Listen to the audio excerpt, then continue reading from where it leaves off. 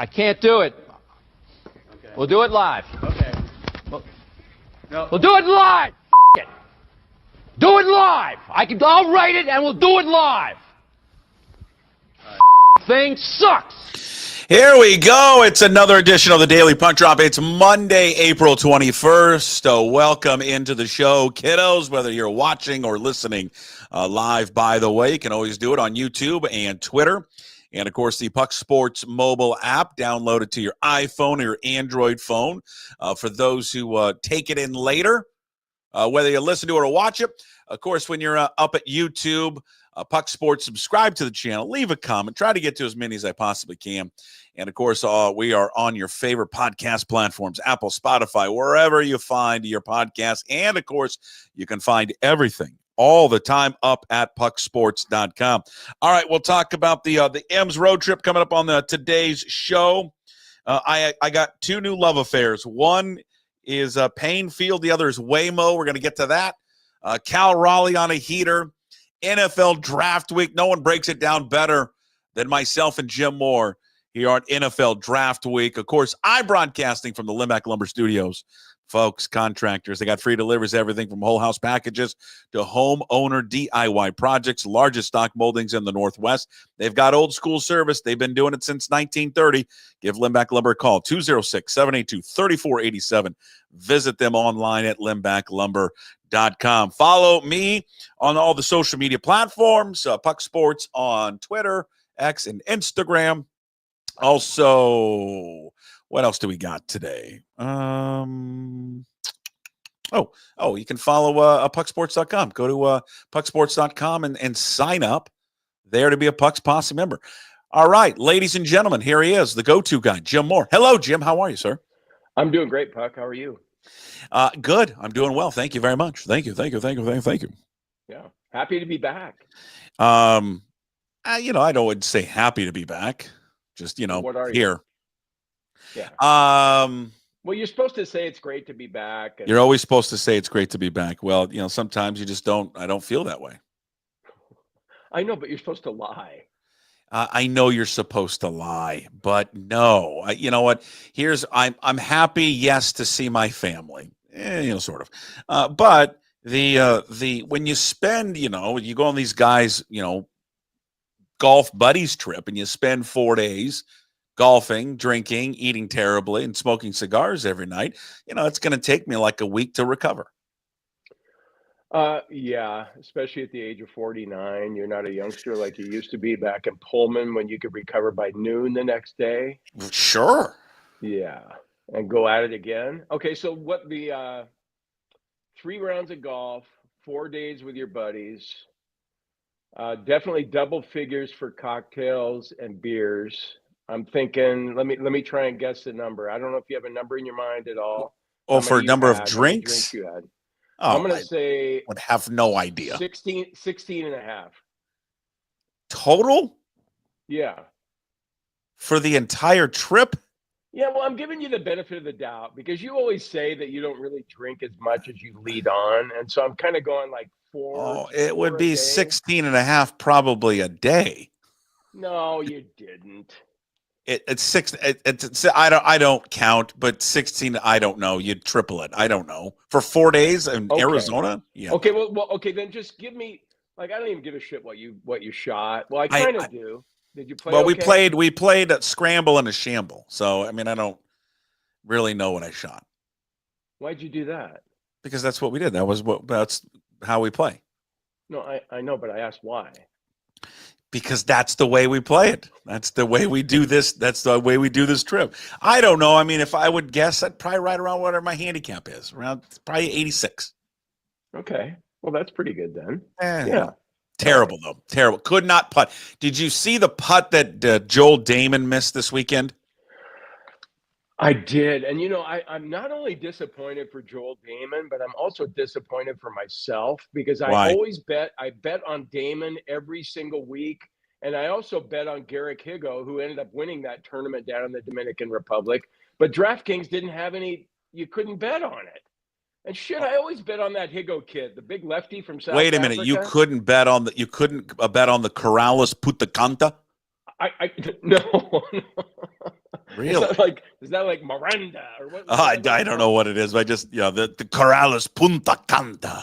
No, I mean, two guys that I always put a Oh. flyer on, Damon and Higo, and I couldn't find anywhere that I could bet on them. And so I felt bad for me, but I felt worse for Damon. God, his post-round interview talking about it, how you try and put it away and just say, hey man, I'm going to learn from this. But he admitted that it's going to take him a long time to get over it. Well, hold on. I'm gonna pull it up for everyone who had it was. Anyways, you're gonna see this putt for the audience. You're gonna see this putt, and you want to know how my weekend of golf with my partner went. It's this. This is it. Couldn't fucking putt. Couldn't putt at all. It was terrible. It was awful. Well, did you miss a 2-footer? Well, no, I mean, we're not making people make 2-footers like this, but I mean, anything outside of 5 feet, nothing. And when you're playing a scramble and you got like a 6-foot putt to close somebody out, right? Yeah. 2 chances, you think one of you is going to make it, right? One of you? A 6-footer? Yeah. With guys that are like in the teams, handicappers? Yeah, not necessarily. I don't know. It was brutal. It was brutal. No one wants to hear it, but hold on. I'm trying to find it. I want to upload this because this is for people who didn't see the video of Joel Damon. And we love Joel, but this is the putt he missed. Par. Oh, this is for par. Guys, this is for par on 17. He has a 1-shot lead. He bogeyed the final 3 holes to lose to Higo, but this is on 17. It's like, I don't even know if that's that doesn't even look like 2 feet to me. That's like a foot. That's not 2 feet. Yeah, they said 2 feet in the story. That's not 2 feet. Whoa. The one coming back's longer. No, brutal. I mean, he talked about that afterwards, which I give him credit for that. And, he just said that every once in a while that happens to him. And he had to have been nervous. He had to have choked. At least he admitted that, which I appreciate, and that to me, like when you play, and I know when you're just playing with your buddies and everything, but nothing should ever really be a gimme out there. There are no gimmies.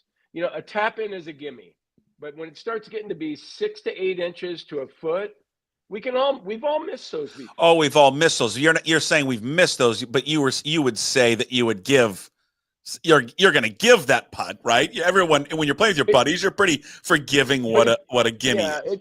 It depends on who you're playing with, because a lot of people will take gimmies, but a lot of people I play with won't. They want to putt it in. Oh, and I'm taking more gimmies lately because I'm having a hell of a time just getting down. Oh, picking it up to grab the ball out of the hole. Sure. I'm going to get one of those. I used to make fun of guys that got the suction cup at the end of their putter, and I'm there now. You're going to get that. Yeah. Well, me and my partner, we had the same kind of fortune as Joel Damon of twice on 2 rounds playing scrambles, coughing up, and just shitting all over ourselves. The first one happened on Thursday. We were playing match play, a scramble, and we have a 3-shot lead with 3 holes to go. And we ended up pushing. We lost the last 3 holes. You pushed? So did you? So that was a push. Yeah, choke, a complete choke. Hitting shots all over the place, missing putts. The day 2 was a shamble. That was close until what's a shamble again? Shambles where you each tee off, and then you pick the drive that's the best, and then from there alternate on the way in. No, you play your own ball on the way in. Oh, okay. So we played that, and then we coughed that up at the end. We coughed that one at the end too. And then the last round, we should have closed them out on 16. We were 2 up, and then we missed a 5. Each of us missed a 5-foot putt uphill, no break, just missed it, and then we ended up losing the last 2 holes.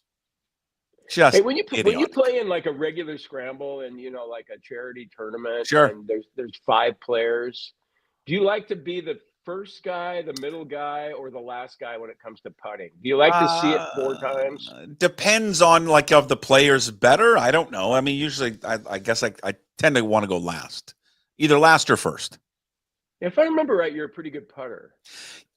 Except for this week. Yeah. Couldn't But putt. there's a lot of pressure, though, when you're the last guy, Sure. especially when you know how the ball breaks. Yeah. Because you've seen it 4 times. Yeah. Shout out to my buddy Chris. I said I would give him a shout out because he hit probably the most amazing shot to close us out. Finishing hole 18th at Biltmore Golf Club.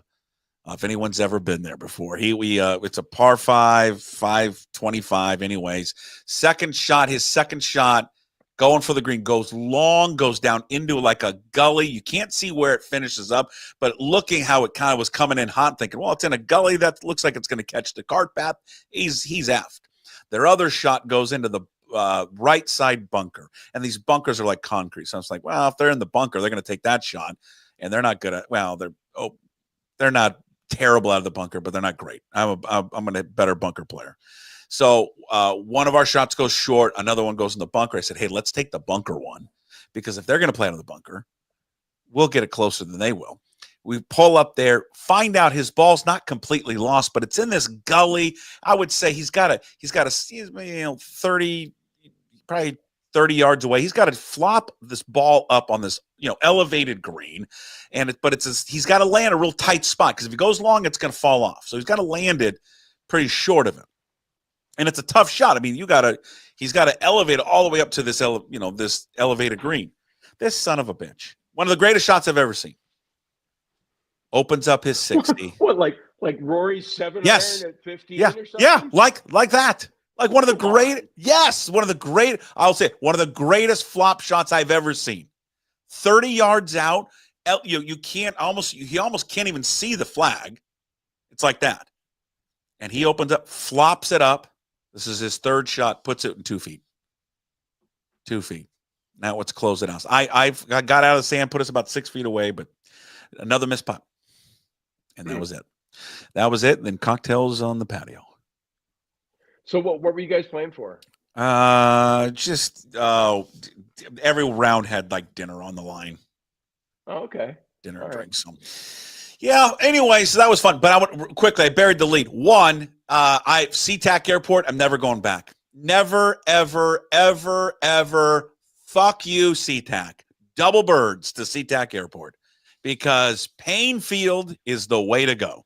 If you can fly out of Paine Field, fly out of Paine Field. Jim, I'm not exaggerating when I tell this. I mean, I exaggerate a lot. I am not exaggerating on this one. We flew out Wednesday. We parked our car. Okay. There's a little parking lot, plenty of parking. Parked our car, walked in, probably a 100-yard walk, walked into the airport, checked our bags, went through the TSA line, went to the bar, got a drink. 15 minutes.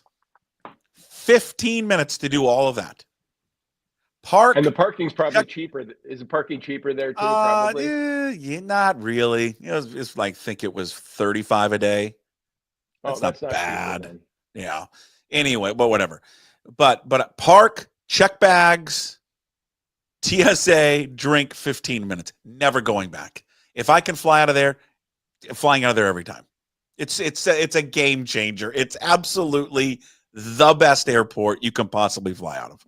Well, and from Ballard, I mean, it's shorter. To get to SeaTac. If you go to SeaTac in the middle of the night from Ballard, you can probably get there in 20 minutes. But you're never going there in the middle of the night. At the same time, I would say maybe even a little bit shorter up there, depending on kind of when you're going. Field, is it south of Everett a little bit, or where is it exactly? Yeah, because you get off like on that Mukilteo exit. Yeah, that Mukilteo exit. Like you're going to go to Mukilteo. So yeah, it's shorter than Everett. Oh God, Mukilteo. That's getting closer to Alderwood. So it was.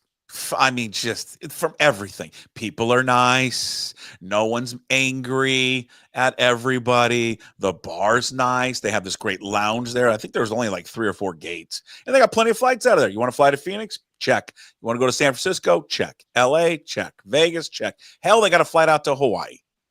Are the prices of the flights the same as SeaTac? I think it's a little bit more, but I want to say $50 more. That's fine. Okay, well, that's worth it. That's worth $50 it to save yourself from the headaches. $200 would be enough. Would it be worth it? $300 may be enough, because SeaTac is a hellhole.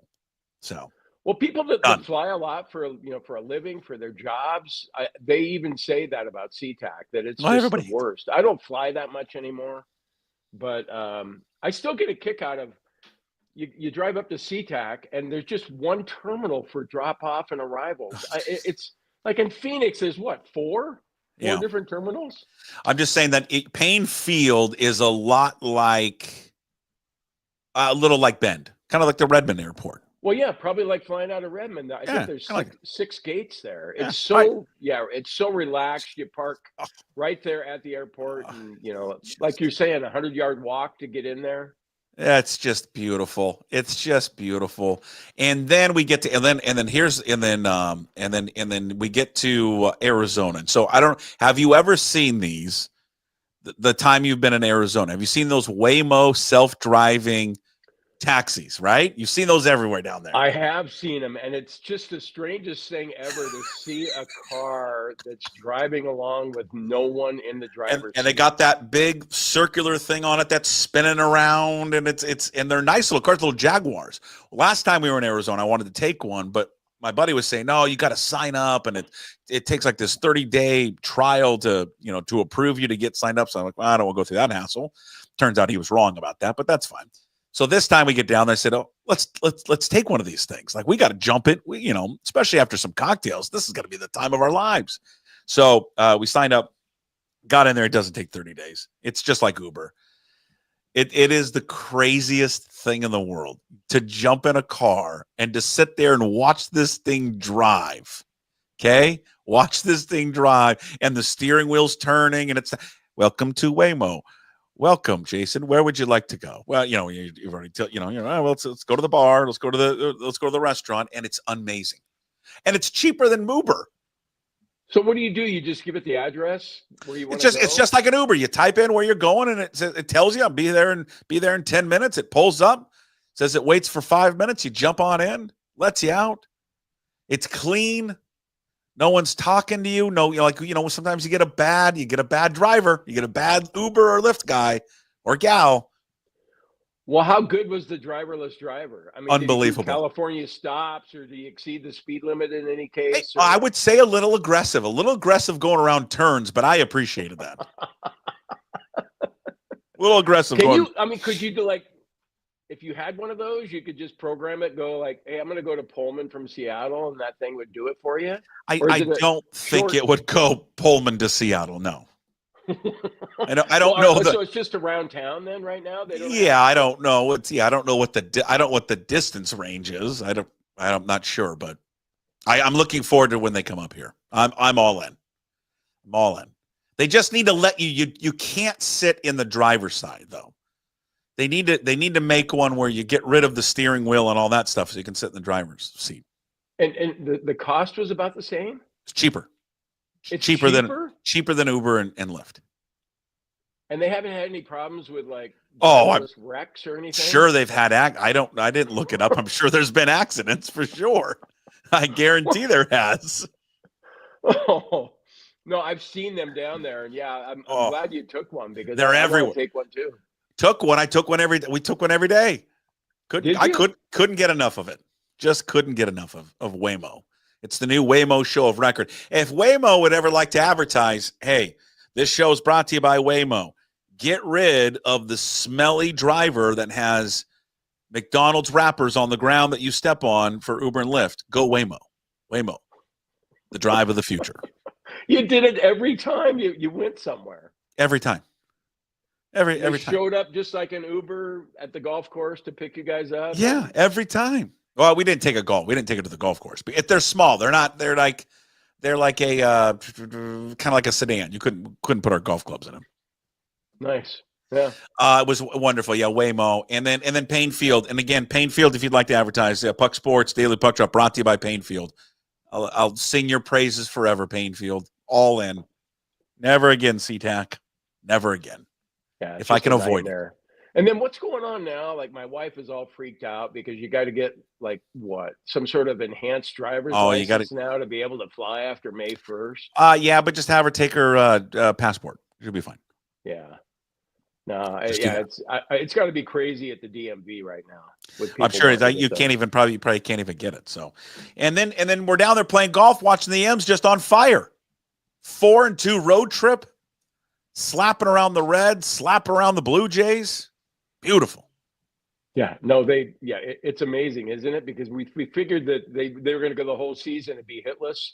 The way that they started out, but now you get on the road and these guys, Rowdy Tellez, you're sitting there thinking, God, he's just, he's fat and he's not that good. And now you see why they have him. And not sure we can name call, but in every game, I mean, it's been fun to watch.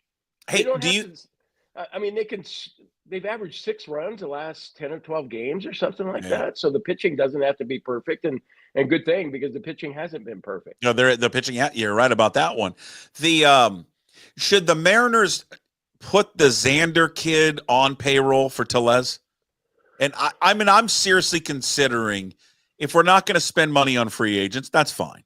How about we just put this Xander kid and just say, hey, what are you doing this summer?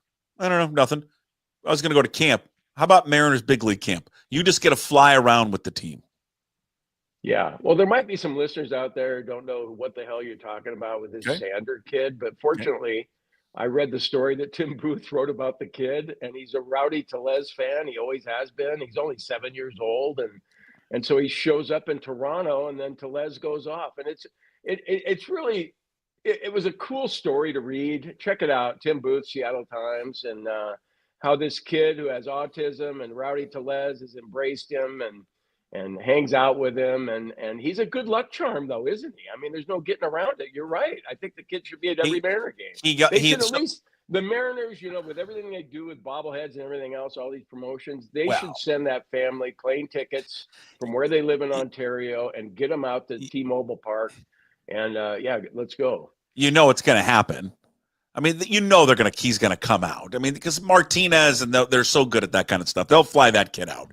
They will fly that kid and his whole family out. Yeah, I think most Mariner fans know the story, but you kind of touched on it. He became a Mariners fan in Toronto. Really never saw him in Toronto, not until he went to the Brewers. Then went to the Brewers. Then he hit all these in every game, I think, but one that he's attended. He has hit a home run in. And so he's like, just bring him to every game.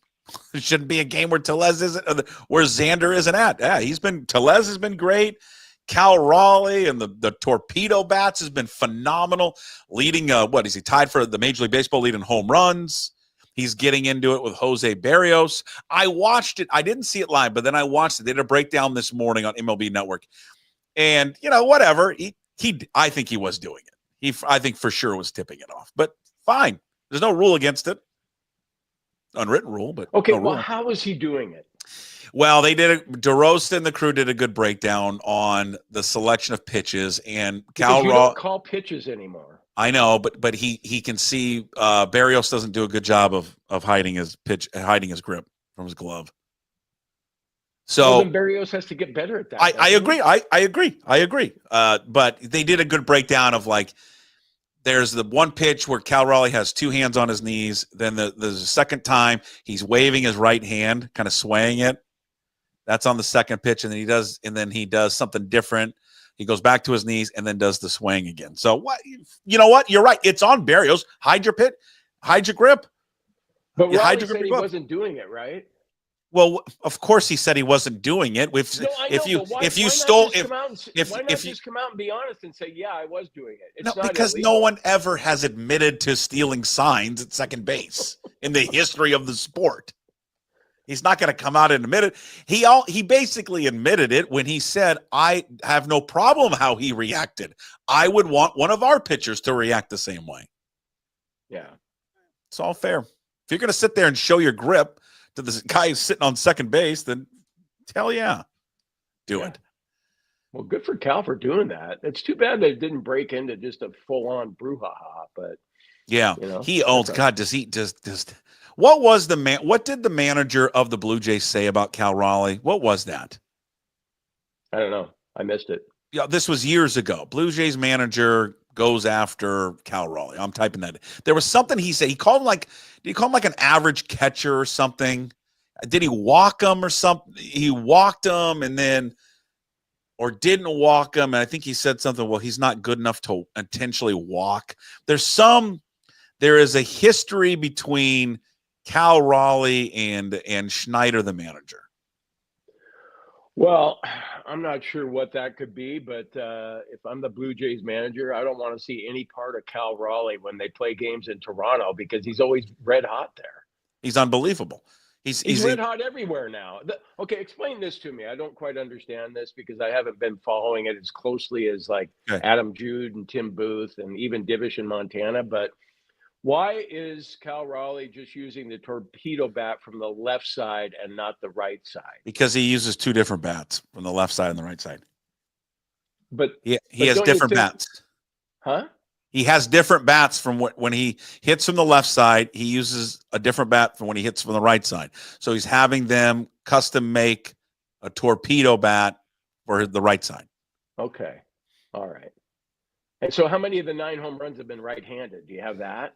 I do not have that. How many untorpedo bats he's used for his home runs? I don't know how many untorpedo bats he has. No. I think that was interesting though, because I'm thinking, okay, that makes sense, I guess, kind of what you're saying. But if you're hitting so many left-handed with the torpedo bat, it's like, if you're Cal Raleigh, can't you get the torpedo maker to get those things? Just like, let's go. No, that's there's like a huge there's a huge backlog for him. Everybody wants one. But he has, it makes sense. I'm thinking, okay, wait, I'm talking to my agent going, I make $100 million now and I need these bats right away. But yeah, maybe you're right. I mean, everybody wants them now. So I just think I'm surprised that all the Mariners aren't using those things after they see what Raleigh's doing with them. Everybody should have one in their hand. There's not one player on that team that is too good for a torpedo bat. His pace, 9 home runs in 22 games. Mm-hmm. That's a pace for 60? He's just on a tear. He's absolutely on a tear. But it was when I read the story that he uses two different bats, I found that was odd. But now it makes sense because you think about it. He has two different swings, completely two different swings when he swings from the right side to the left side. So it just must be something in the weight or the way the bat is. I mean, it probably is insignificant to us, but significant to him, the difference. Well, he still seems better from the left side to me, but I mean, he's picked up the power with the right side, though. Remember earlier on, a year ago, 2 years ago, where most of his home runs were left-handed, but now he's picked up the pace with the right-handed side. Do you remember when I asked him, "Hey, why don't you just hit left-handed all the time?" And he's like, "Why?" Was that one of those awkward moments?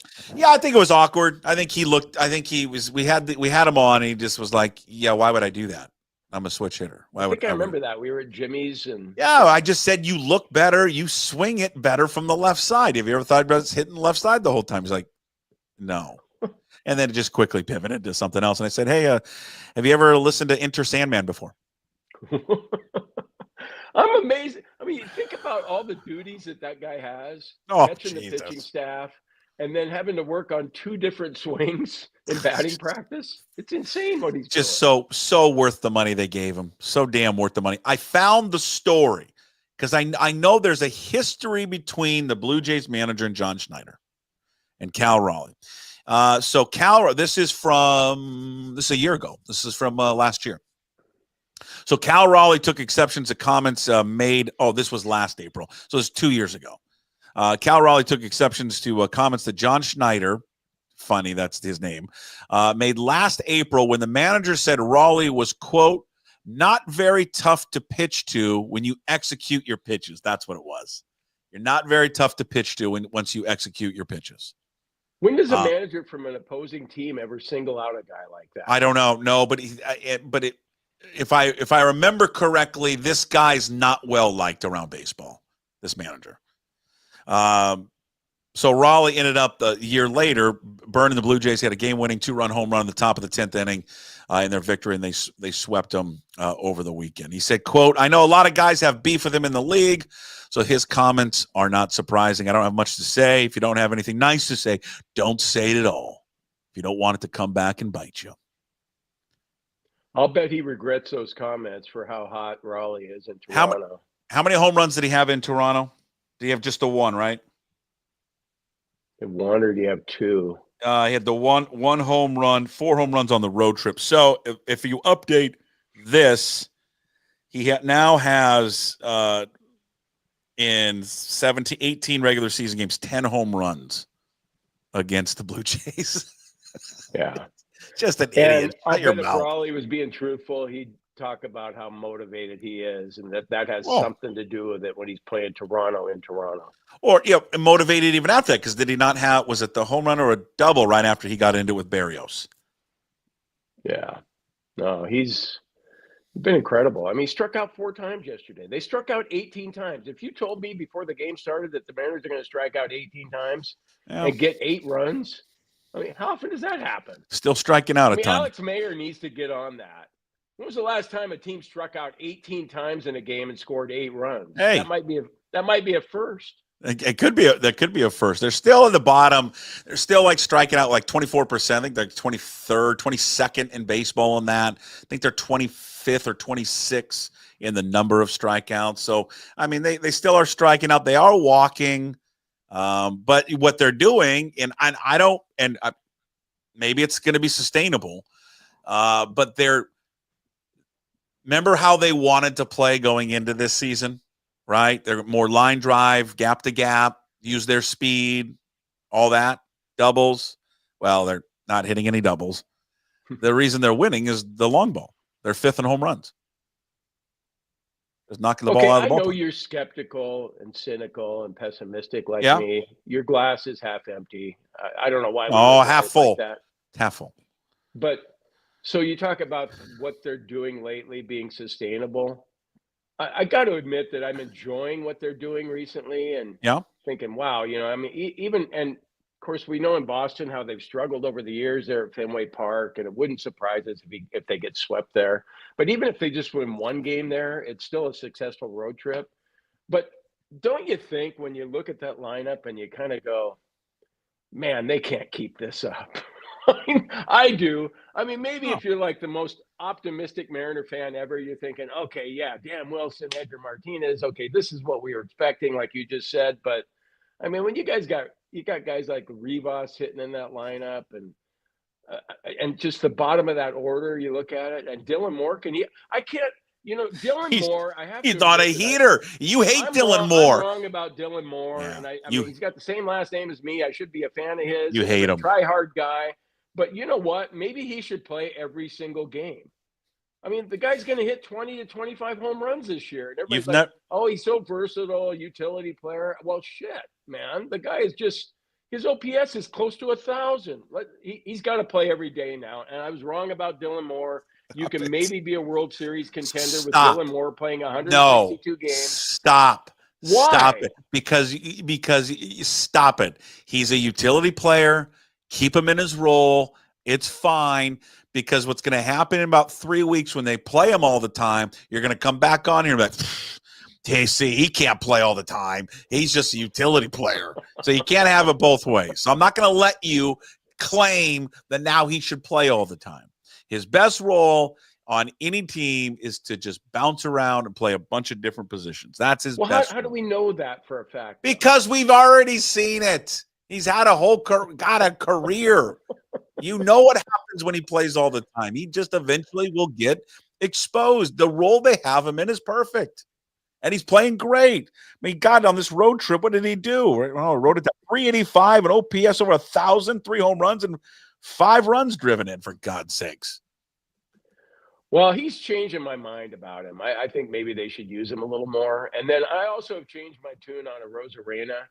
I felt like I just, playing in Tampa for as long as he did, and then he gets shipped to Seattle, and some of his body language last year, and then pull it out of the batter's box, on pitches. Sometimes I just thought that looks like a guy that doesn't really want to be here. And then hearing interviews where he talks about the attitude in the clubhouse and how much he's enjoying it. He's enjoying the exchanges with fans there in left field, and he seems to really want to be in Seattle now. And God, he's playing great. Made a great catch yesterday that saved Castillo. Great catch. It was a phenomenal catch. I would say this about Arozarena, though. I think Arozarena is there's a different word for it. You're a wordsmith. You would know. There's a little front runner to him. Oh, good time, Charlie. Good time, Charlie. There you go. That's what I was looking for. I think there's a little good time, Charlie, with him, but just fine. And when it's going great, it's amazing. Okay, so if the Mariners go on like a 6-game losing streak and he goes 0 for 20, we'll start seeing that Randy with the bad body language. Yes. Yeah. Okay. All right. Steps out of the box. That's the Puck I know. There's that pessimistic side. I know. I'm just not pessimistic. I'm just telling you I think that's what he is. And when it's going great, he's phenomenal. He's one of those guys that when they lost Robles, I think we talked about this. Maybe it was with Divish.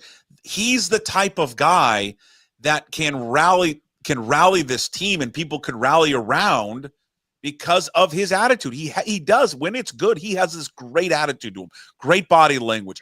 It's infectious. When he wants to play hard, he plays hard. He has a lot of panache to him. Is that the right word? Panache. He just has a lot of it, and people feed off that. But if it starts to go a little sideways, I think he can also go into that other guy, and then people feed off that. So it's imperative that he and then Julio, because Julio can play with that. Hey, I'm playing like a 10-year-old out there. He plays that way anyways. I know it angers some people that he laughs and jokes with other players out there on the opposing team and all that one. But the way he plays, again, is infectious to the others on the team. Yeah, I would agree with that. And you might be right about that. We'll see how it holds up because the Mariners are going to hit some bad streaks too. So, but right now he's sure fun to watch. I'm stealing this from Tim Booth's game story, but he's clutch, man. The guy's clutch. 5 for his last 8 with 2 outs with runners in scoring position. And we all know that the Mariners struggle when, there's 0 outs with runners in scoring position. So for him to come through the way he has, it's a huge asset in that lineup. I'm still not sold on that lineup. I can't imagine anyone being sold on that lineup, but if they can just be average or a little below average even, the pitching, though, is a little bit concerning right now. The starters haven't been as solid as we thought they were going to be. No, I mean, Castillo hasn't looked sharp. Guys aren't going deep into games. Logan Gilbert, he'll strike out. What did he strike out 9 the other day? But what did he even make it out of the 5th? Did he go 4 2/3? Yeah. I mean, but again, this was kind of part of the problem into last season going into this year was can you expect them to do this again? To play this way, to have their pitchers perform like they did a year ago? It's a lot to ask from them. So I think we already knew they were going to be worse on the road because T-Mobile is such a pitcher-friendly place, and their ERA isn't quite as good on the road, and so that's borne out so far. I just think that the glass half full would be the track record of these pitchers. We know what it is, and we know what they've put together the last few years. So when they are kind of scuffling right now a little bit, they turn it back around and start performing like they normally have. And if the offense can continue, I mean, they don't got to put up a lot, 5 runs and call it good with this staff. So, I mean, maybe just hopefully it can all just kind of align together all at once, right? Like if the pitching starts turning around, but then the offense starts taking a dip, you're like, God dang it, man, just have it all aligned. But this division is not good. And I'm telling you, Houston won it last year with 88 wins. Like, I think you can win it this year with 86. Good right now. It's a pretty good – well, okay, top to bottom. It's not the A's are in last place right now, and they're 10-12, and they're only, 3 games out of first. Yeah, I'm just saying the talent in this division, it's not good. The Rangers are massively flawed with their pitching.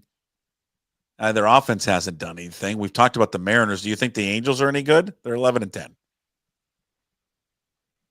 I mean, the division is there to be had, and I'm just saying no one is going to pull away.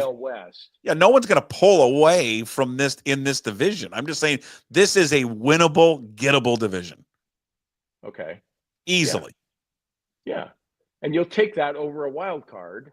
Look at the starting staff for the Angels and tell me who scares you. Who? You say Kikuchi? That's forgot scary. they even had him. Well, they do. Jose Siriano. I mean, Tyler Anderson, right? He's been good. Yeah, I don't know. I just don't think that you want to talk about sustaining. I don't think the Angels are going to be a team that's going to sustain it all year long.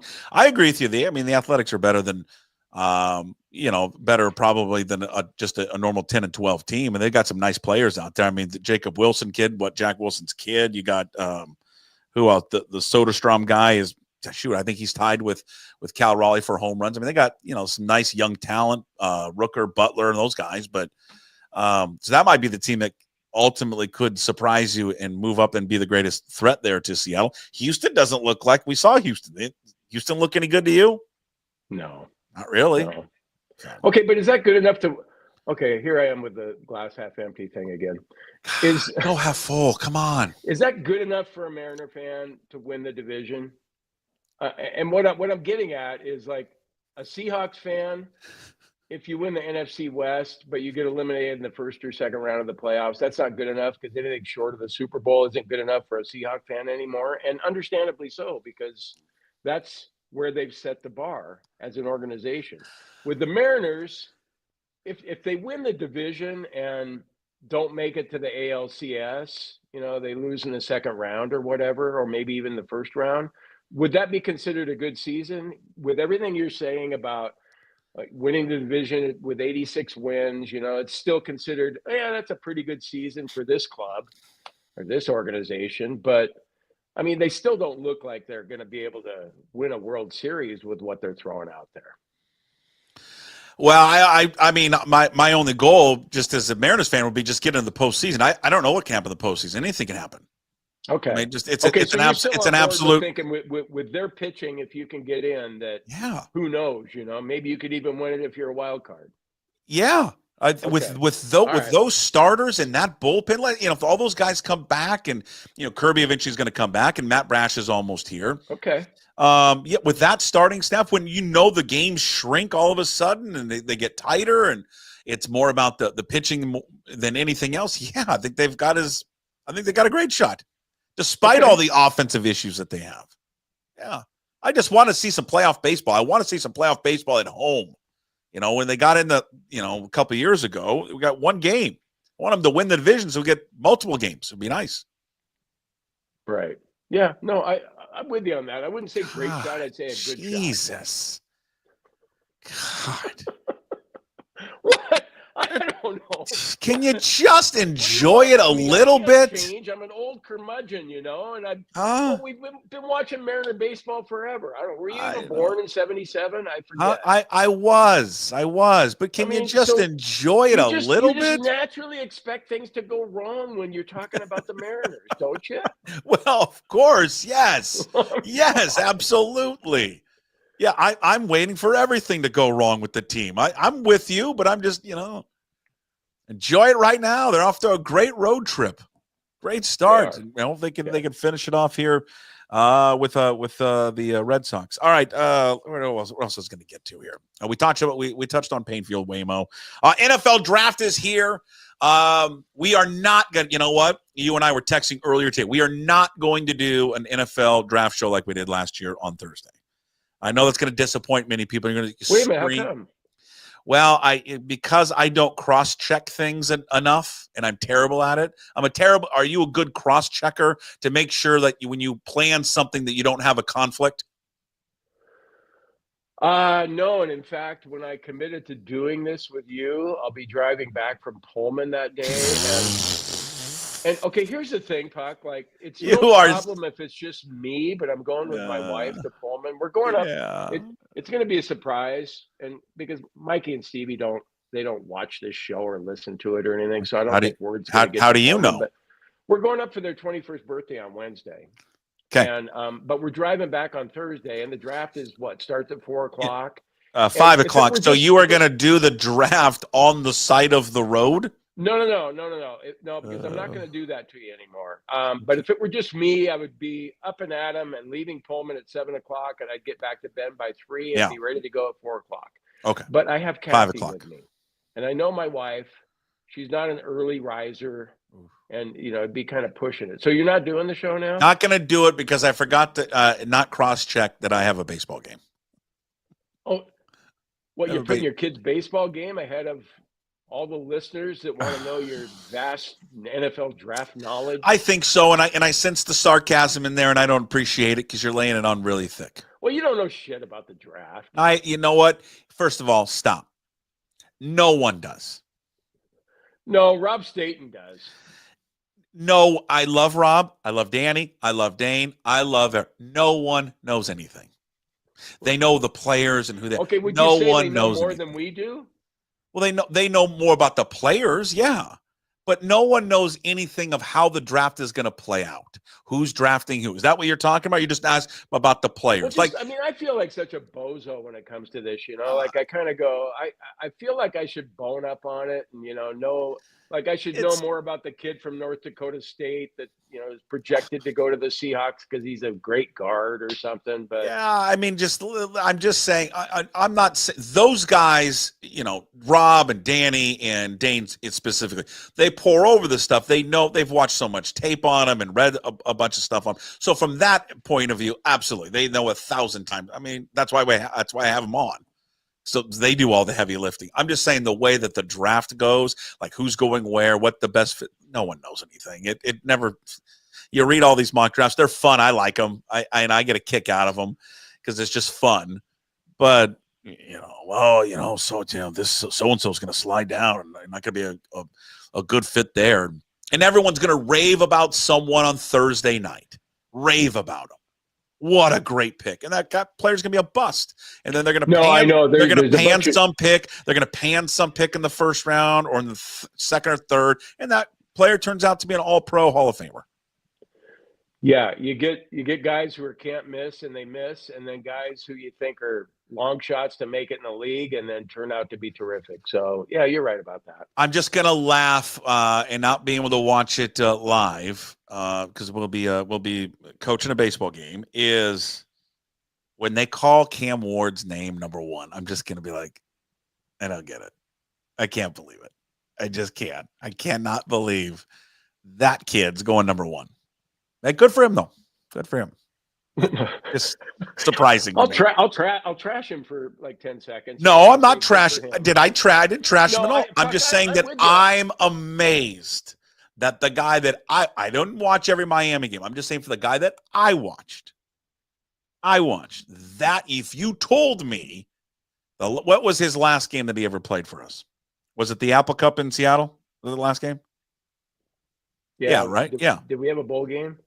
I cannot remember. Anyways, you would have told me the guy that passed up to scramble for a first down and get us into field goal position would be the number 1 pick 2 years later.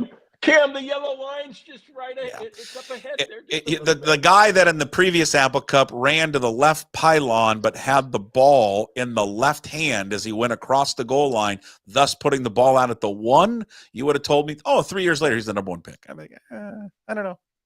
Know about that. But. I'm with you, man. Both Sanders and Ward, 10 years from now, I think we're going to be going, yeah, that didn't work out for whoever drafted them. Yeah. I actually like Sanders, but I just think there's a lot there you got to unpack. But again, we watch all these guys play, and none of us know anything. You're right. Do we know anything? No. I watched Jaden Daniels, and I can't believe that he was as good as he was there at Washington. So maybe the same thing's going to be for Cam Ward. Maybe he grew up and put on he had a fantastic season, and good for him. The guy that was under recruited, played a wing T offense in high school. It's a great story. His parents are smart as hell. And he goes from Incarnate Word to Washington State to Miami to the first-round draft pick. Do we get to claim him as a first-round draft pick? Like when they put up the wall, like in the football facility, does he get mentioned like with Drew Bledsoe as the last number 1 pick out of Washington State? Do we get a little bit of that or no? Yeah, I think we're trying to market ourselves as are we? A stepping stone school for quarterbacks. So, hey, that's what we should come to Pullman. We'll take you for a year, and if you don't want to play in the bowl game, that's okay. Hey, should we come out with a video that says that? Hey, like Jimmy Rogers should come out with a marketing video. Come to Washington State. We'll keep you for a year or two. You can go on to a bigger and better school and be the number one pick in the draft. I mean, what's Mateer going to do this year? Mateer will probably be just lights out for Oklahoma. Maybe. We've got some breaking news. It's not big breaking news, but actually, you know what? I'll revise what I just said. I think it is breaking news, and it's big, especially for this state, and I think for a lot of girls in this state. So I'm going to revise what I just said. It is breaking news. Chris Egan just posted this a few minutes ago. First time since 1999, the WIAA has sanctioned a new sport, girls flag football. With the sport officially sanctioned as of August 1st, female student athletes will have a new opportunity if their school offers the program to take part in flag football. Good for the WIAA, good for the state of Washington. Why it took this long, I will never understand, but there we go. That'd be fun to watch. Yeah, it's awesome. And again, can you bet on girls flag football? Let me just go to my site. Let's see. Ballard girls flag it's not up there yet, but I'm not saying it won't. Can we start establishing lines for the games, like Hazen plus 6.5 against Mount Rainier? Oh, I bet you Hazen something because it's got some stuff. It's got some good players. Yeah. I didn't know there was this huge clamoring for girls flag football, but I think it's kind of cool. There's been a lot of it. The Seahawks were huge behind it. There was, trying to push it to make sure it would happen. I still to this day don't understand. Well, there's a little bit of it. I don't know what the number one reason. I've heard a bunch of different theories why people were against it. I think, first of all, the one thought was, well, we don't have enough girls to offer it, or space, or a venue, or the time of year that it's going to be in. But again, the schools do not need to offer it. You don't, just because it's a sport, you don't have to offer it. What time of year are they doing it? You know what? I don't know. I haven't seen that from Chris yet, because I think maybe it'll be in the spring. Well, there's been some debate, when would you play it?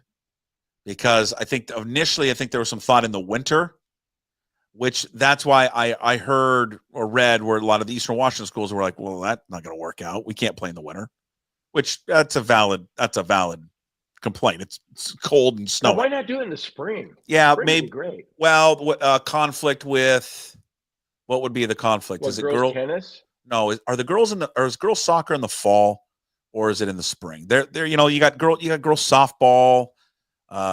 Just softball, I guess I should say. I think there's some concern, because I did hear from some that there's some concern that if a school decides to fund it, right, do they take away from another sport? So I know flag football. Do they play 11 aside? Ooh, no. Oh, that's a good question. I don't know. No, I don't think you play 11. You play 7.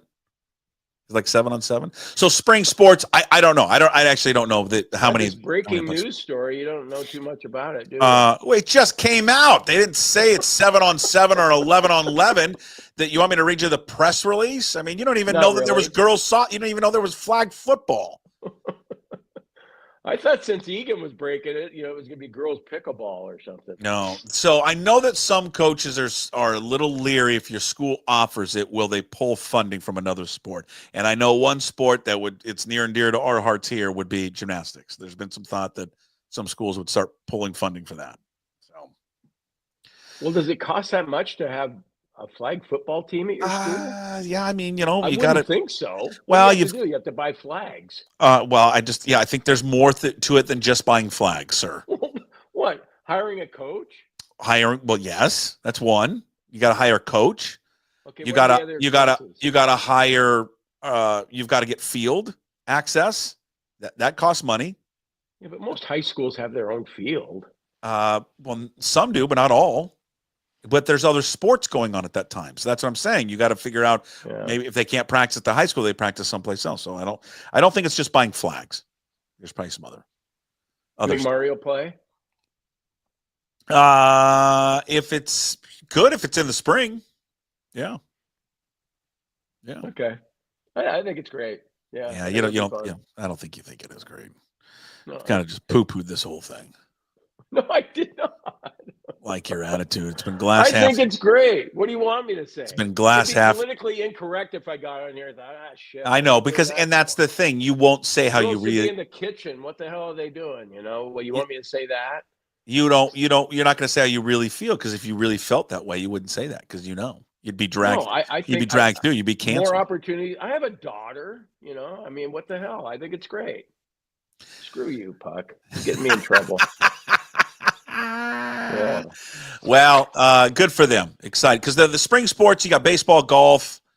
It's soccer for the boys. Play soccer in the spring, and then you got tennis, track and field. So it would compete with that. Winter, you're not going to do it in the winter. That can't happen. Fall, you'd compete with girls soccer. So and volleyball. Okay, if you had to guess, I don't even know why I'm asking you this. Oh Jesus! Who do you think will win the first state championship in girls flag football? The team. Yeah, down in Graham Kapowson. I think. Why? Because I think they have like an established, like really good program down there, if memory serves correct. I would go east of the mountains. Somebody over Spokane, Tri-Cities will win the first one. They don't play it over there, you putz. They're not playing it over there? No, it's only played over here right now. Why? Wow, good thing that we have you on here for this breaking news. I think it was Graham Kapowson. How many listeners right now do you think give a shit about girls flag football? Lot. We're talking about it like it's a damn Super Bowl. More than you think. I think it was Graham Kapowson. No, I think there's some out there probably, but I think it was Graham. Some that were just. Hey, you think I could finish? Is there a chance I can finish a thought before you just step all over me? Is there a chance just one time that maybe I can finish that sentence before you just? It might be as interesting to people as you talking about your golf game down in Arizona. That was really riveting right there. But as riveting as you destroying a golf cart.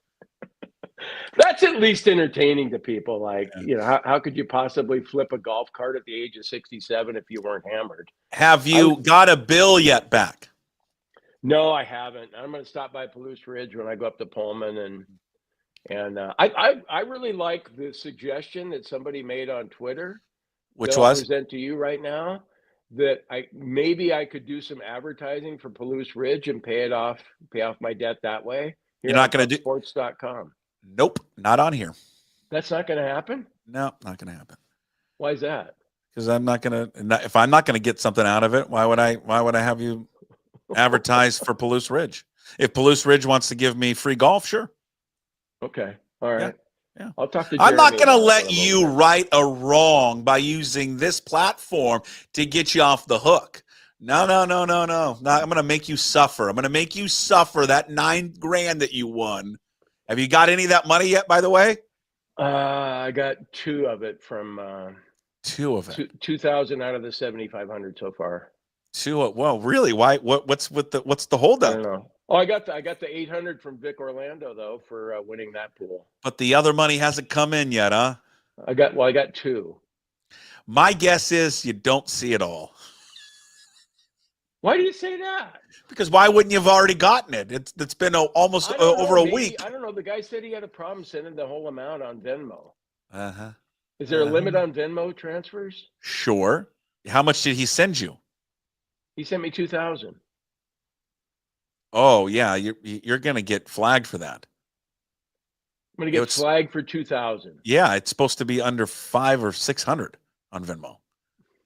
Well, this is great. This is so good. God, you're never gonna see all of it. This is just perfect. The IRS isn't gonna mess with me winning a damn golf pool. Yeah, it is. Yeah, we're gonna flag you and send you in. God. If Palouse Ridge can get me some free golf, sure, you can do whatever you want. Okay, it's all about you, isn't it, Puck? You're damn right it is. Well, it's a little. I need a little something out of it. It would be nice. Okay. Hey, listen, I didn't get to this. You didn't let me do this earlier. Oh, a clean streak. Well, you've missed so many shows. I thought, why if you don't miss this read, why would you? No, but I got a special offer on this one. I have a different little spin on this. Yeah, you're gonna get. The IRS is cut. This guy's an idiot, by the way. You. The IRS he is an idiot. You can't send that much money without it getting flagged. You're envious. You're jealous. You wish you had my golf knowledge. I do. To have picked Rory, Justin Rose, and Patrick Reed. You know why I took Patrick Reed? Because He's got a hell of a record there, and I knew people don't like him. I people agree. Don't like Patrick Reed. I'm love that fucker right just now. telling you, this guy's sending you that you're gonna get dinged. It's gonna happen. Who said that? The Venmo. You can't send that much money through Venmo. You want me to be dinged? There's a part of me, yes, I'll admit that. Yeah, because you wish you'd won $9 grand with your golf knowledge, but mine is vast. Okay. No. Yeah. Anyway, I'm brought to you by a Clean Streak. Can I get this in here? Is that okay? I mean, this isn't any. There's no money you're getting from this. Is that okay if I get some? But I get a kickback. A Clean Streak, professional window and exterior cleaning service. You're going to enjoy the end of this. Proudly serving Island and Skagit counties for more than 10 years. Brian Turner and his capable crew will clean your roof, unclog your gutters, pressure wash your driveway or patio. They'll even wash your windows too. For a free estimate, call 360-395-5748 or visit acleanstreak.com. And get this, Puck. Are you listening? You don't look like you're listening. Okay, I want you to listen right now. Between now and the end, I haven't even cleared this with Brian Turner. I haven't done this at all. Between now and the end of May, I will give you $50 when you hire a Clean Streak to do a job for you. Just mention the Puck Sports Podcast when you call, and I'll send $50 your way via Venmo. You might get charged income tax on that. I don't know. Or Zelle or PayPal. Somehow, some way, I'll get that money to you. You hire a Clean Streak. Jim Moore, that's me. The go-to guy will give you $50, okay? So give him a call at 360-395-5748. Huh, okay. Well, probably just take it out of that, the 2,000 that you're going to get dinged for. What an idiot. Whoever that guy who ran that. No, the guy who in the golf league. What a moron. No, he's not. He's an idiot. You don't send that amount of money through Venmo. God, is this first time putting on a golf event? There's people sending $2 grand to people all the time on Venmo for various things. There is? Show it to me. Send me a screenshot of that happening. Well, I don't know. Well, shit, I probably sent. Don't you have a cough button? You don't have a dump button for the cough? The cough came on too quickly. Because I've sent $500 to you before, I think, on Venmo. That's under the amount. Oh, okay. Venmo's got an amount. Yeah, you know what? You're just sitting there, and you can't wait for me to, be on this show later on, a week or two from now, and say, "Hey, Puck, you were right. The IRS contacted me." Yes, there's 100%. I can't wait for that to happen. And you probably want Jeremy from Palouse Ridge to call me and say, "Hey, Jim, it's going to cost $9,100, which is exactly how much you won in the Masters pools to pay for the cart that you damaged." No. I don't want that. Not that much. 10,000. Oh, you want it to be more than 9? Yeah, you have to pay even more out of your pocket. All right, we got to go. I'll see you. I do too. I got PT at 11:20. Okay, well, we'll see you. Bye. Godspeed, and we'll see you on Wednesday. Okay, go Cougs. Go Cougs. There he is, ladies and gentlemen. Jim Moore, the go-to guy with us Monday, Wednesdays, and Fridays. My apologies about not doing the show on Thursday. There were some plans to do the draft show like we did last year, but I forgot that I have a conflict for baseball. My bad. And sorry. I love you guys out there, but I'm going to choose the kids I coach over you. Sorry. Apologies. Hey, it is NFL draft week. I thought we would we had one last visit with Dane Brugler. And we played a little bit of it last week, but I thought we'd play it again leading up to the NFL draft. As we are 3-4 days away now? Thursday, right? Tuesday, Wednesday, Thursday. 3 days away from the NFL draft getting underway. So a little appetizer for the NFL draft coming up on Thursday. Dane and I go through every single pick, every team for the NFL draft, including, of course, your Seattle Seahawks and what they're going to do there at number 18. By the way, his full 7-round mock draft, Dane, is out right now on the Athletics website, The Beast. If you don't have a subscription to The Athletic, get one today so you can get The Beast. But here it is, a full first round mock draft with our guy, Dane Brugler from The Athletic. Well, it's almost here. The NFL draft is right around the corner.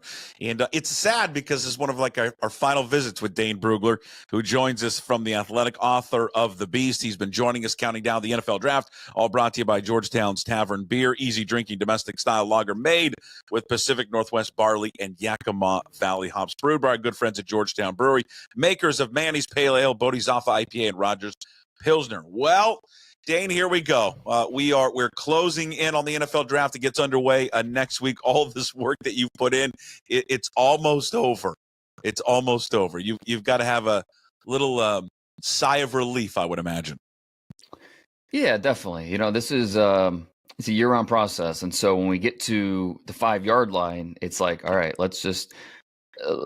While I'm thinking about that celebration dance, I'm also thinking about, all right, how are we going to punch it in, right? How are we going to finish this strong? How are we going to make sure we get points on the board, that type of thing. So, yeah, I mean, the Beast, when it rolled out last week, the feedback was awesome. People really liked the interactive version. The PDF's still there. People want to download it that way. So feedback's been tremendous, both from fans, from guys in the league, from people in the media, just everybody, which was really cool to see. And so, I'm eager for this draft to get here so we can start talking about fits and where these guys ended up. But we're almost there.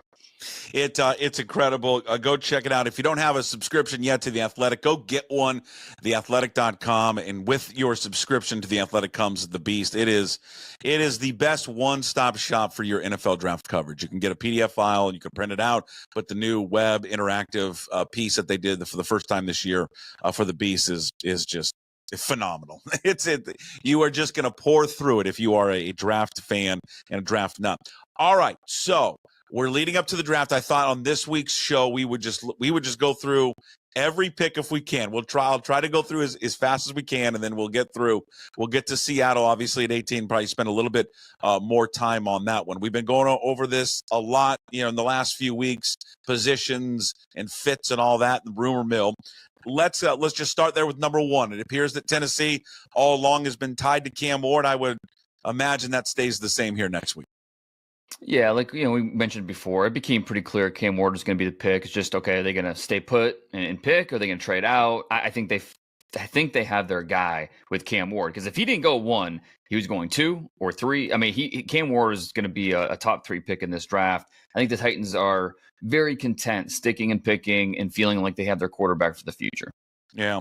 All right. So if Cam Ward, God, you would have told me 3 years ago watching him in Pullman, where I have season tickets, I feel like there's no way this guy's going number 1. But hey, good for Cam Ward, and he's just I'll say this about him: he's a great guy off the field. Just not getting to know him, but just seeing the way he interacts with people. So that's really cool, especially where he's come from. So Tennessee goes Cam Ward at number 1. Then what does Cleveland do you think at number 2?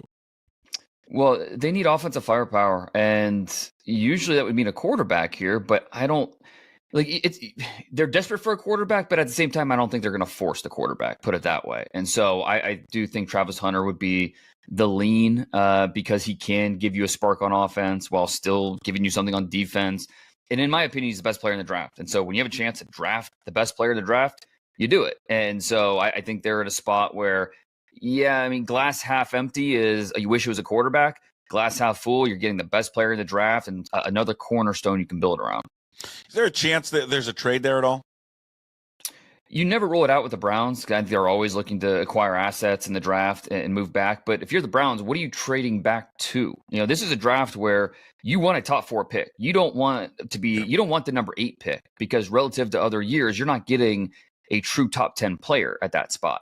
Now, maybe the Browns disagree, but I think just from my opinion and what most around the league believe, this is a weaker draft when you're picking, 6 or 5 to 15, just relative to other years picking in that range.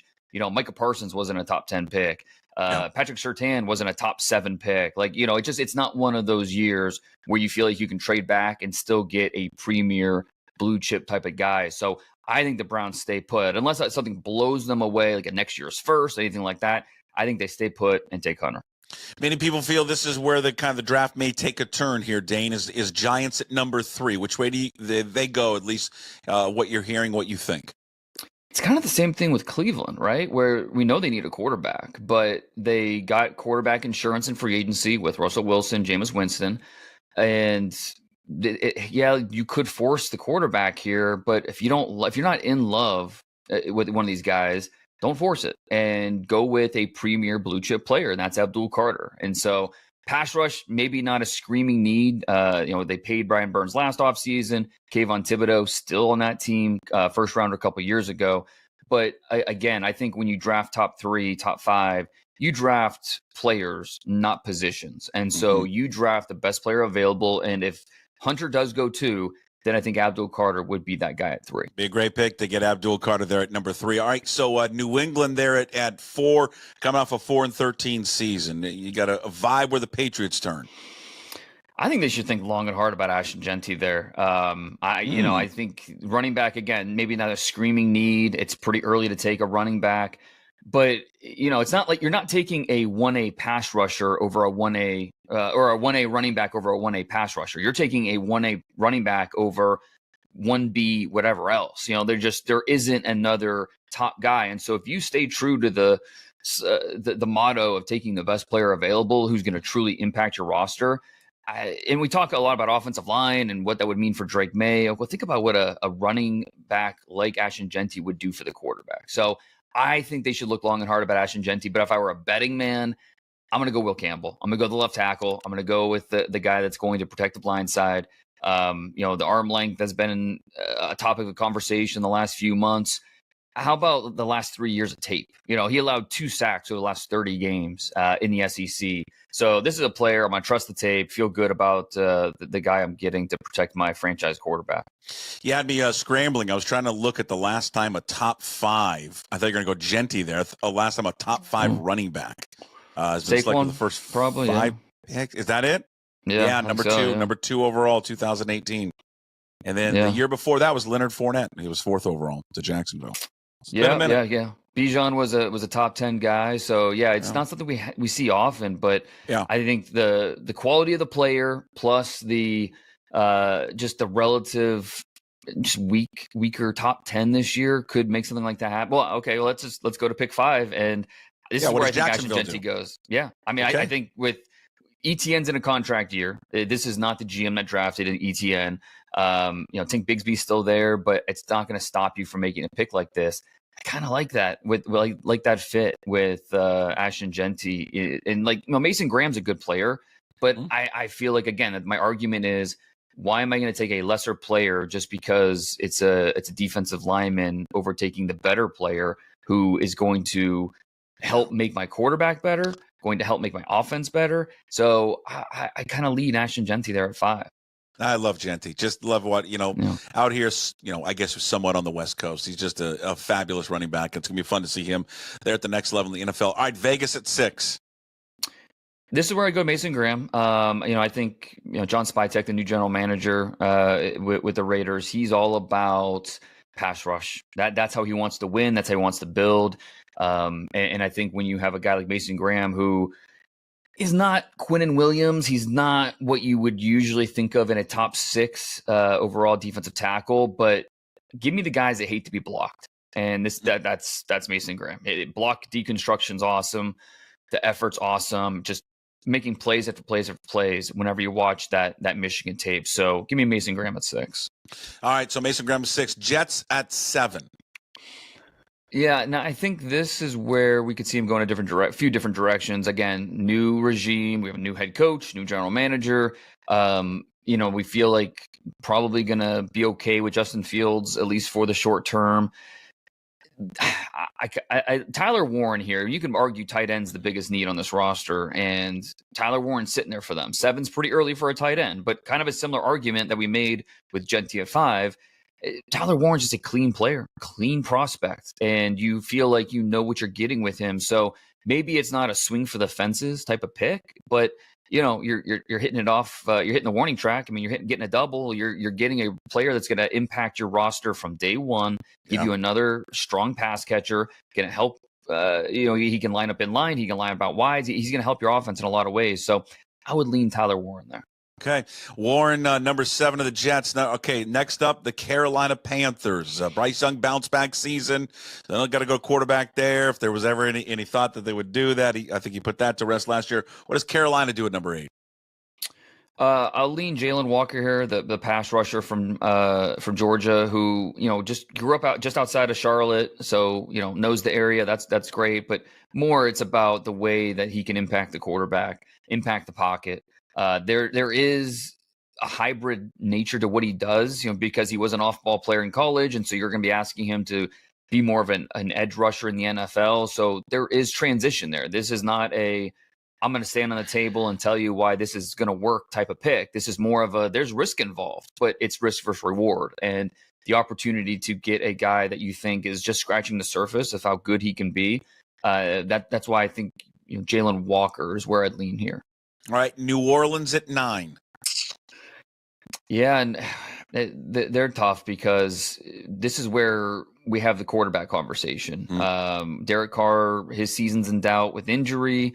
Do they love a quarterback here? And if they do, which one? I think everyone would point to Shador, but I don't think that's a slam dunk. I mean, maybe they didn't love Shador, but they really liked Jackson Dart. Is that something they could do? I wouldn't be shocked. I think a lot of people would be surprised, but I think that's something that is not. Would not shock me if they went with someone other than Shador at 9 in terms of different quarterback. But this is a franchise that hasn't drafted a quarterback in the first round in 53 years. Archie Manning. I mean, we go back a long time, and so I'm going to say that streak continues. I'll go with McMillan here, the receiver. Right. Chris Olave doesn't really have size. He's been banged up. We just don't know what his future holds.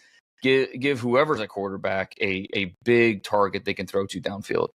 We round out the top 10 with the Chicago Bears and new head coach Ben Johnson. So yeah, this is with Genty off the board, with Tyler Warren off the board. See, I got to keep track of who's off the board now. Yeah, I can tell you. We got Ward, Hunter, Carter. I'll keep track of it. Will Campbell, okay. Genty, Graham, Warren, Walker, and McMillan. Yeah, don't do this like your fantasy football draft, because if you pick somebody, then you have to drink. Right. Well, maybe. Oh, Tyler Warren. Okay, sure. Maybe that'd be a good thing. Let's go Armand Membu, the offensive tackle from Georgia or from Missouri, who can Braxton Jones has been solid as a left tackle there. Okay. But he's in a contract year, and are you really going to give Braxton Jones big time left tackle money? I'm not sold on that. But Membu's a guy that can come in and be a 6 offensive lineman from day one, fill in at guard if needed, tackle if needed, and then kind of ready to step in at tackle for the long term down the road. So I think it's a natural succession plan. And look, they've invested in the offensive line with Joe Tooney, Jackson from the Rams, brought in Drew Dahlman. I mean, they've done a lot to address the offensive line. You can never do too much. And so adding a guy like Membu here would make a lot of sense. San Francisco at 11? I think Will Johnson makes sense, but I reported this morning how he didn't run the 40-yard dash at his pro day this morning for teams. Not really a surprise. He's not a speed guy. And so not running the 40 just confirms what everybody thought. He's not going to run fast, and that won't be for everybody. And so some teams are going to be out on him in the top 25. Other teams would be like, the tape's good enough. We're fine with it. His workout was really, really strong, according to scouts that were in attendance that I talked to this morning. So Will Johnson, this is where we could see him come off the board. Okay. I'm gonna go Shamar Stewart here, though. I'm gonna go with the defensive lineman. They want to get better on the defensive line. Besides Nick Bosa, it's a lot of question marks, and so Stewart is a question mark himself. Another guy that's a projection, but the talent wins out, and I think they'll bet on the traits here. That then takes us to the Dallas Cowboys, 7-10 last season there with pick number 12. So I think they would have gone with McMillan if you were on the board, but with him off the board and no Genty on the board, defensive line's consideration here. I'm gonna go with Golden though. Matthew Golden, the receiver from Texas, who again he's gonna complement CeeDee Lamb, and he's going to help put points on the board. And if you're the Cowboys, that should be the goal, is how are you going to help your offense get better? Dak Prescott, you have your quarterback in place. They'll address running back later. Add a running mate that is going to really make CD Lamb better and take some of the stress off of him and draw the defense. And I think Golden can be that guy. Okay, then we're getting closer to Seattle. We got Miami with pick number 13. 2 wide receivers now off the board. Yeah, and Miami, they offensive line needs help. So that's certainly a direction they could go here. You look at their defensive line. It's tough. I mean, they need defensive big bodies. They need defensive linemen in the worst way. So, you could see a guy like Derek Harmon go off the board here. If you want to go offensive line, if you want to go offensive line, Kelvin Banks from Texas, or one of these other guys. I'm going to go. They also need help with safety. Like, they lost both their starting safeties. They brought in some guys that, Melifonwu, Ashton Davis. They brought in some guys that can help at safety. But I would love to see what Nick Emenwari, the safety from South Carolina, could do in Anthony Weaver's defense. A guy 6'3", 220, ran the 4.3s, explosive athlete, but also has football IQ that shows on tape. And so I'm going to go with the impact, the guy that has a potential to make a true impact, and that's Emenwari. Okay. We got the Colts there with pick number 14. This is kind of chalk, but it makes sense. I mean, Colston Loveland, the tight end. You think about, okay, they need to help their quarterback, whoever that is, Anthony Richardson. If they want to, or if Daniel Jones is going to be playing, whatever. They need to help the quarterback, and adding an explosive weapon like this who has speed. He's really natural as a pass catcher. I think they would feel like they're getting a steal if they're able to get Colston Loveland at 14. Yeah. All right, 15 with Atlanta. We know we don't think they're going to take a quarterback this year. We think that they're okay with Michael Penix. They shook it up last year. What does Atlanta do at 15, Dane? We'll go with a different Michael. We'll go with Mike Green, the pass rusher from Marshall, who led the FBS in sacks last year. Also led all FBS defensive linemen in tackles, which I think sums up the impact he can make versus the run. It kind of shows his motor and hustle, and just the guy doesn't quit. So I think that would make sense for a team that needs to get better on the edges. They've done a lot of work on him. So, the character questions maybe won't be as much of a question mark for them. So Mike Green, 15, the Falcons. Okay, Arizona at 16. So, Arizona, they went first round defensive line last year. We could see them do it again, or later in the first round. They went Marvin Harrison early, and then, later with Darius Robinson in the first round. I'm going to say they go back to the defensive line. Mikael Williams, Georgia, just 20 years old, young. And you think about what he's going to be in, 2-3 years from now. I mean, right away, he's going to help you. Long, fast, physical, but what he can develop into, I think, is going to get that defensive staff pretty excited. So I'll go with Mikael Williams at 16 to the Cardinals. He's a beast. Cincinnati, the Bengals, one pick before Seattle. Don't steal our pick, Bengals. What are you thinking there for Cincinnati at 17? There definitely are some needs that match up. I think the Bengals, they really need to get better at guard. They need to, think about how much they invested in the offense this offseason with the two receivers, Jamar Chase and T. Higgins. I could see them still just kind of lean into it and say, let's outscore our opponents, 60-59, and say, let's go with an offensive lineman to help keep Joe Burrow healthy and upright. But I'll say they go defense. They have to invest in the defense one way or another. This is where I'll say Derek Harmon from Oregon, who really disruptive, led the FBS in pressures this year among all interior defensive linemen. Above, you look at the Bengals, their biggest need isn't necessarily the first level, the linebackers, second. They just need an impact player on defense, and I think Harmon could be that for them. Okay, that takes us to Seattle at number 18.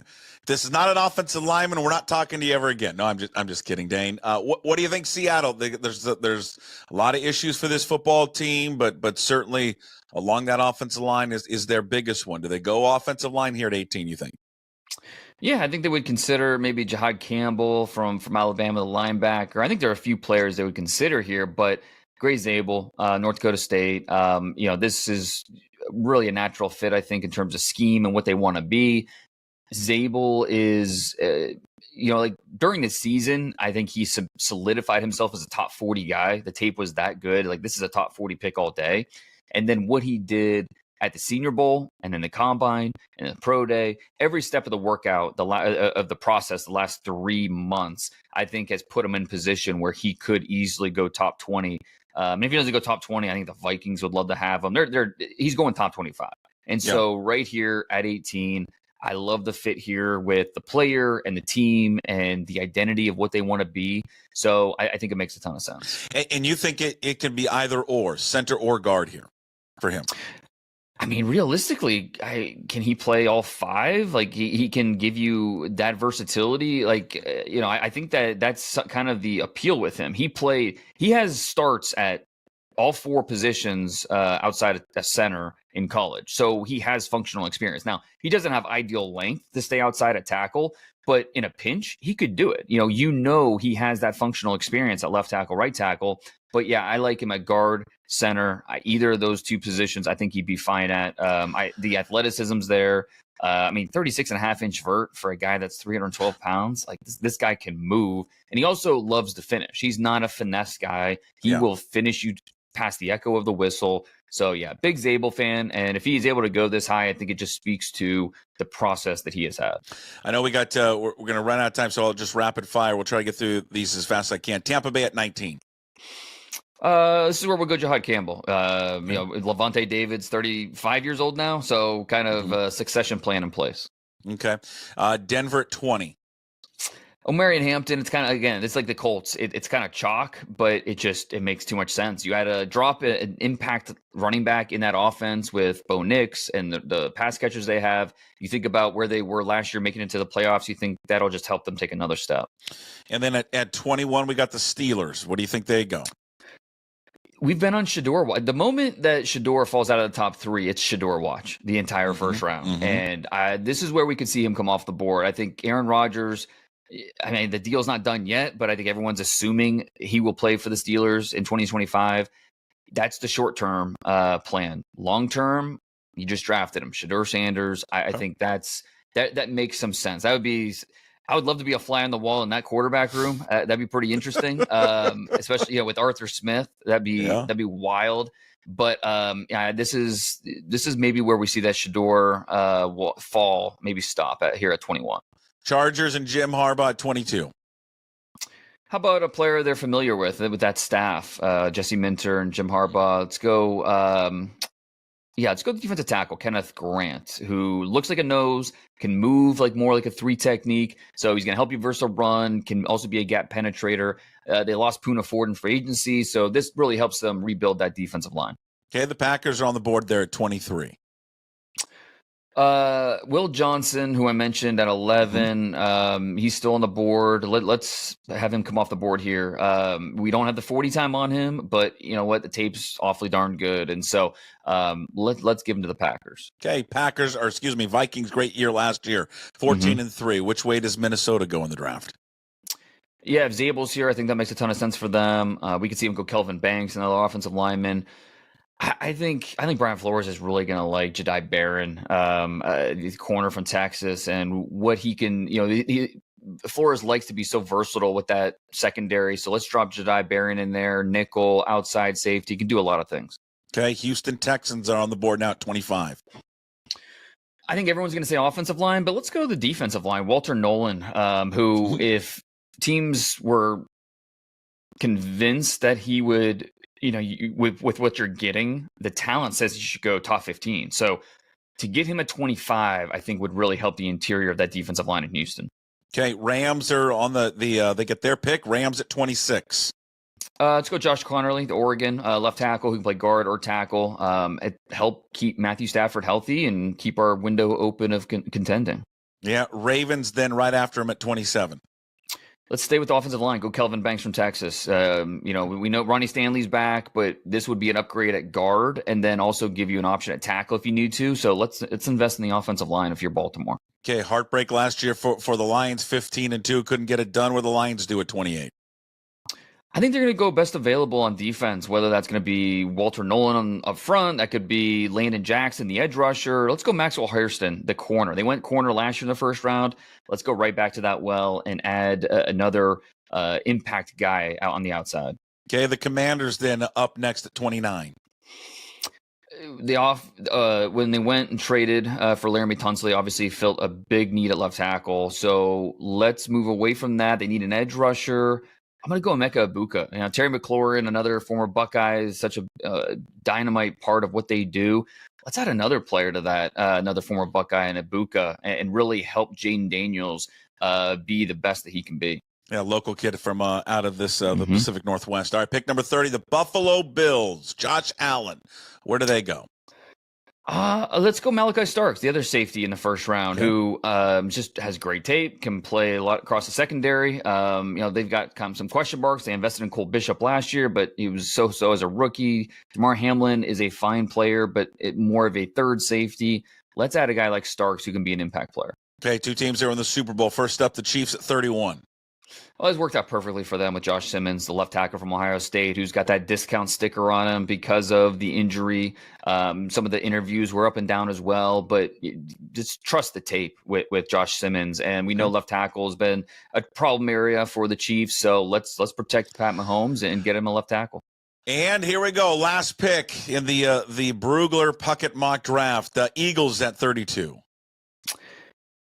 They love to go in the trenches in the first round. Let's say Donovan Ezeraku from Boston College is the best available, I think. So let's go that direction. A guy that can get after the quarterback.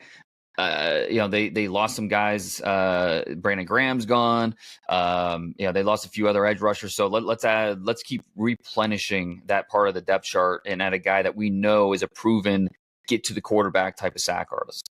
Dang, great stuff. He's got, at least right now, just with us. This can change when his mock draft comes out later this week. Check it out at theathletic.com. Cam Ward 1, then Hunter 2, Carter 3, Campbell 4, Genty 5. The Seahawks taking Gray Zabel 18 there for the Seattle Seahawks. Great stuff, man. I know you do so many of these all the time. We appreciate you carving out a few minutes with us leading up to the NFL draft.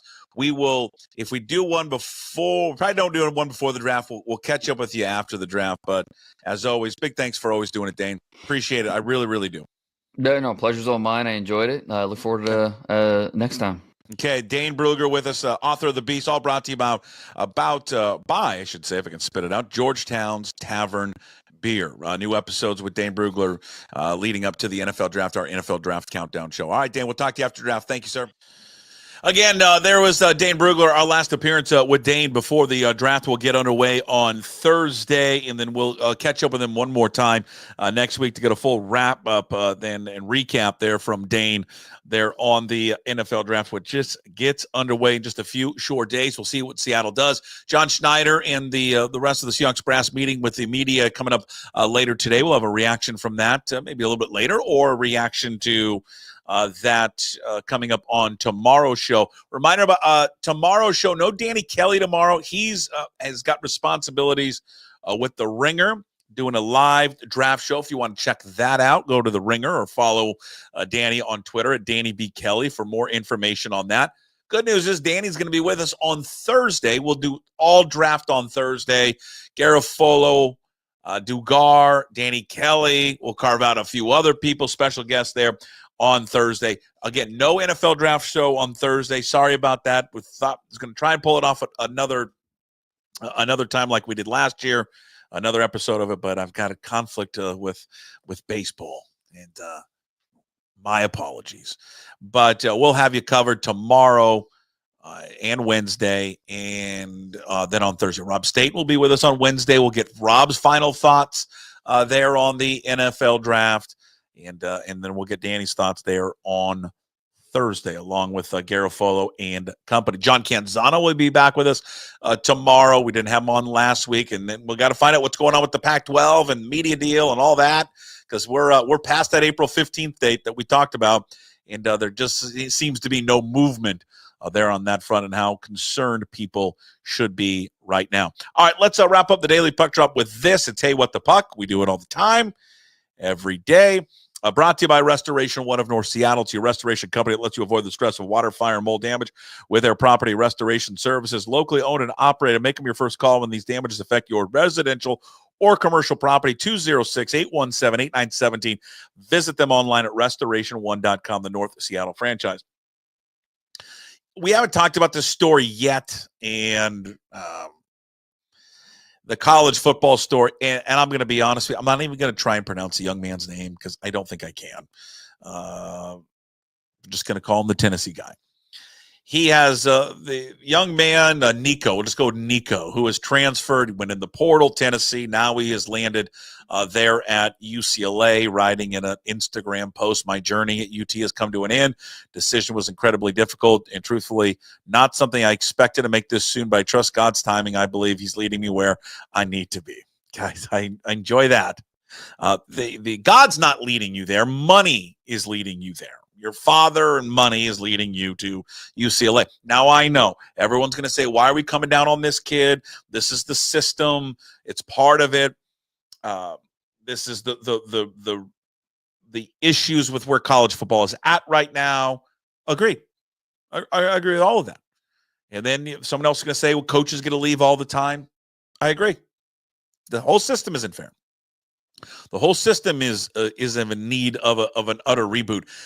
I just think this goes a lot into this kid's character and the character of his family when you do this stuff. You've agreed, and this is why it's so, this whole NIL and what we're doing right now in college sports is so absurd. He signed a contract that was to be paid through the University of Tennessee, that then he just decided it's not good enough. I don't want anymore. I mean, it's like pros. He just sat there and just hung out. He just said, I don't want to do it anymore. Right? And it was a holdout. And we've got in now. That's where we are at now, right now in college athletics. We're in the phase of holdouts. And what people do, they just hold out now. He overplayed his hand. This is probably a bad advice from his father, whoever else was advising them. They thought they were going to get all this money, which they ended up not getting.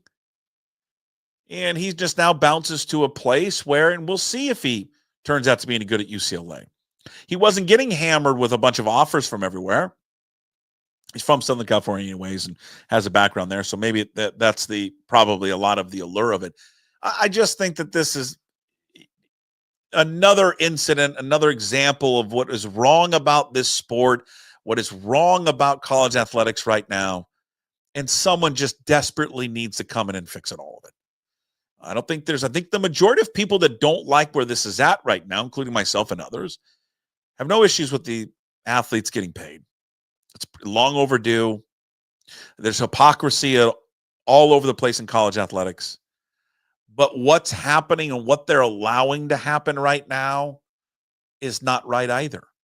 And I do think it has set up a lot of these kids that they face any type of adversity at all. It's just easy to pick up the ball and move elsewhere.